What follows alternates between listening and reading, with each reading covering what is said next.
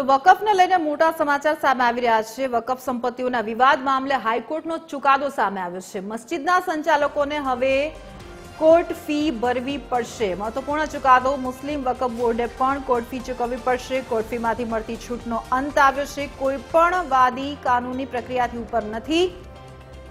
વકફની 150 અરજી હાઈકોર્ટે ફગાવી। વકફ મિલકતોના કેસનો ઝડપી નિકાલ પણ લાવવામાં આવશે। મહત્વપૂર્ણ ચુકાદો સામે આવ્યો છે જે હાઈકોર્ટે વલણ અપનાવ્યું છે। મહત્વપૂર્ણ છે કે કોઈપણ વાદી કાનૂની પ્રક્રિયાથી ઉપર નથી। હાઈકોર્ટે મહત્વપૂર્ણ અવલોકન કર્યું છે। 150 અરજીઓ છે તે વકફ દ્વારા તેની ફગાવવામાં આવી છે અને તેને લઈને આ ચુકાદો સામે આવ્યો છે। સાચા અર્થમાં બધા જ લોકો એક સરખા, બધા જ સમાજો એક સરખા, એ પ્રકારનો ઐતિહાસિક જે ચુકાદો આપવામાં આવ્યો છે।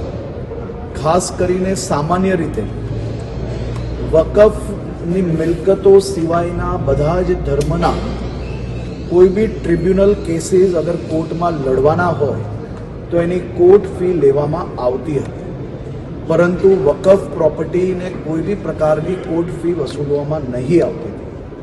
આજે ગુજરાત હાઈકોર્ટે 150 જેટલા કેસોને 150 જેટલી પ્રોપર્ટીઝને જે કોર્ટ ફીમાં વસૂલવા માટેનો નિર્ણય લેવામાં આવ્યો છે। આ ઐતિહાસિક ચુકાદો છે।